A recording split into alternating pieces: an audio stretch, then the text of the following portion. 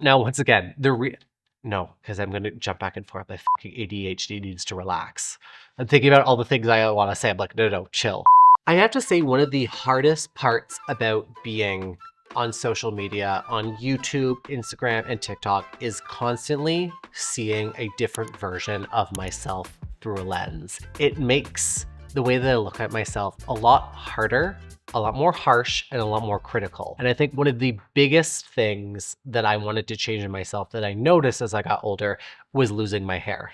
And one of the most hurtful things that I saw was all of the comments that people were calling me out on it. Now, this is a pretty emotional subject for me, and it has been 1 full year since I've done my hair transplant with Nova Medical Hair Transplant Team here in Toronto. And I want to tell you a little bit about the process, why I did it here, not overseas, and exactly how the process turned out.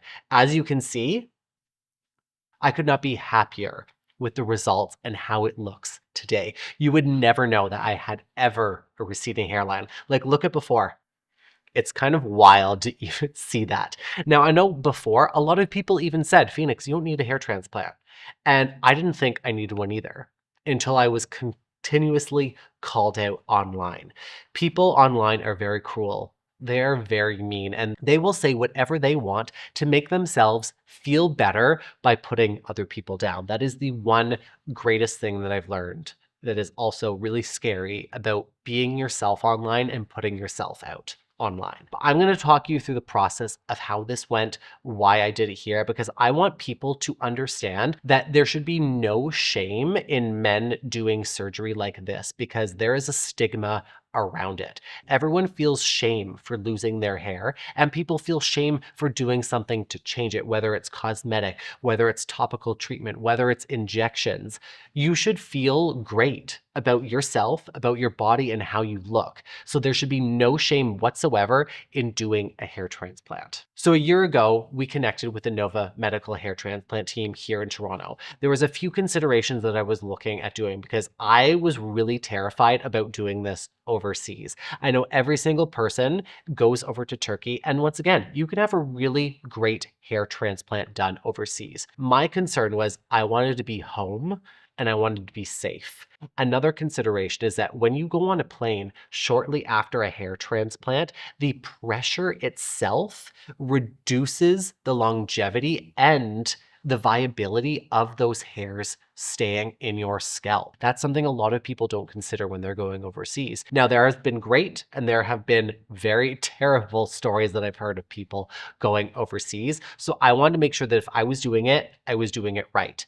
And let me tell you, after that surgery, I was so miserably groggy that the last thing that I would want to think about doing is jumping on a plane and going halfway across the world just to come home. When you're doing a surgery like that, it's pretty invasive. That being said, we were under local anesthetic. I was awake the whole time, which is another thing to keep in mind. This allows the viability of those hair transplants to stick longer and actually stay in place. So the entire surgery is about 8 hours. For me, I did 4,500 grafts, which is about the higher range. Most people do about 3,000 to 6,000, depending on how much hair you actually want in place.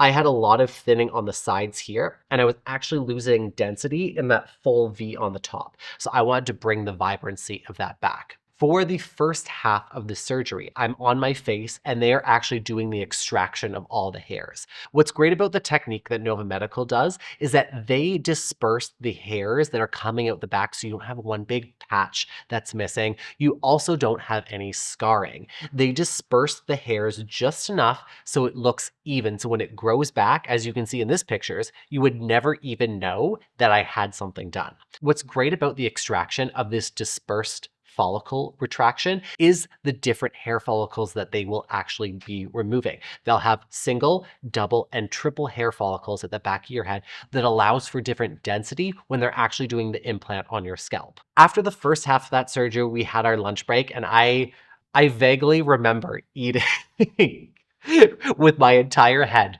wrapped up, still groggy. Once we had our lunch, everyone kind of had a break. And while we were doing the break, I think the wildest part of what I got to saw of this surgery is their team individually counting out the hairs and dividing them up between their single, double, and triple follicle hairs.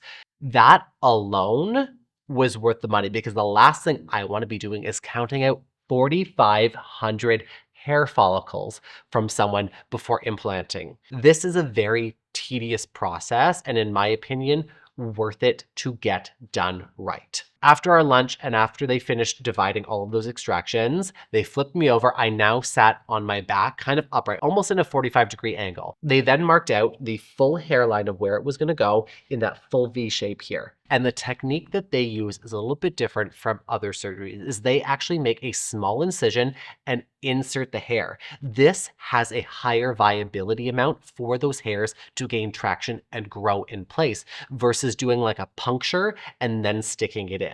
They did this 4,500 times, which is so wild to even think. I'm like, I used to do pointillism art back in school where you're just like constantly dotting to create a beautiful sculpture or a beautiful piece of art. The fact that they were doing to them as my head is extremely tedious and time consuming. And once again, you want to make sure you have the right team doing exactly what you need and for it to be done right and proper. So a lot of people that typically get their hair transplants will usually do one straight line across. For me, once again, I wanted to look natural, like you would never even know that I had an hair transplant. So they follow the natural curvature of your hairline of what you had existing. You show them photos of when you were younger, of where your hair actually was to make it look more youthful instead of looking, I hate to say it, a little bit more fake. If you have a straight line across, it doesn't look natural. Nothing in nature is straight, much like myself. But if you're doing a flat hairline like this, it's very noticeable. After the day surgery, because once again, it was about 8 hours, I got to go home.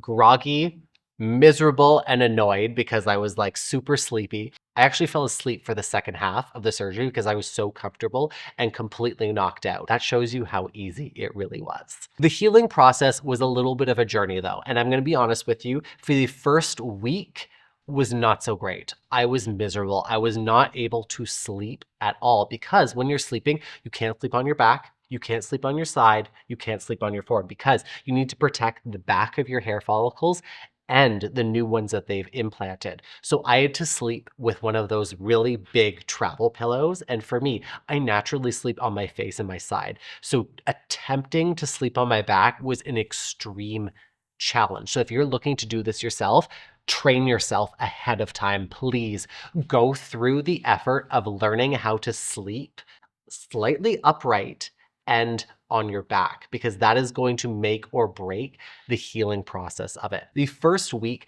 there was a lot of pulsating, of course, because the nerve ends have literally been removed from the back of your scalp and implanted on the top. So your entire face is swollen. The local anesthetic also runs down your face, so I looked a little bit like a Hills Have Eyes character, which I know probably isn't PC to say, but I looked really funny. Within the first 4 days, I was pretty much back to normal looks-wise. It was just a little swollen and the scabs were just pretty much just starting to form. I would say all the pain and swelling was gone within the first 5 to 7 days. There was just a lot of pins and needles for probably the next month to 2 months while everything was healing over. The first week of when I was able to actually wash my hair, and when I say wash my hair, I wasn't really washing it, baby shampoo with diluted water to really massage in the area where all the scabs were. The scabs you want to actually remove because the scabs are going to prevent the hairs from actually growing and staying in place. So I looked a little bit like a newborn baby for the first little while. When I went to go see my friend and her baby, we looked exactly like each other because I had all these new little hairs growing here. Well, not necessarily growing, but they were still implanted and they were starting to grow with the rest of my hair itself. Throughout that process, for the next kind of 4 to 6 months, as you can see, this is the process of how it started to grow. At that almost 2 to 3 month mark, those hairs actually started to shed and completely fall out. Now, this was a little scary because I was worried that it wasn't going to work, but everyone said, trust the process. Those hair follicles themselves are still alive, but the hair had died. So it was being pushed out the surface and it would shed. So that's the shedding phase you're going to go through. Do not be alarmed. It's completely natural and it's going to happen. And they're going to grow back even better than before. At that 6-month mark is when we started seeing a lot more growth. You could actually see the density around where I was starting to lose here. And in that top V formation, it looked like I was actually having hair. I could almost style it and I could actually get it cut to something that it would literally look like something, and I had shape back to my face again. I know it's a little vain, but at the end of the day, honestly, my confidence has come back because I'm not having people say such hateful things about my hairline. I'm here to educate people on interior design, showcase my incredible projects that I get to work on around the world, and also have you learn from me on just the simplest little things, whether you're looking on saving or spending or splurging or just doing a quick renovation or even updating your rental project. I am here to do that. And I'm so happy that I've been able to curate the right amount of people that enjoy watching me every day on YouTube. It is still wild to me that so many people watch me on here, but I'm also very grateful to be able to do this. And I'm also very grateful to be able to do surgeries like this that allow me to continue my work that I share with all of you. It's been just over a year, as I mentioned before, and I could not be happier with the results. I was a little skeptical at the beginning, I'm going to be honest with you, because it was taking a while. But looking back at it now, a year flew by in absolutely no time whatsoever. I can style my hair the way I want. I can straighten it. I can curl it. I can do anything to it now. And the density is actually extremely impressive with the technique that they were able to do. All of the hairs here have still kept that same curly integrity that my hair naturally has, which I know I hate. I say this all the time. You have straight hair, you want curly hair. You have curly hair, you want straight hair. You always want what you don't have. But I've been able to find a perfect middle ground that allows me to enjoy what my hair looks like day to day.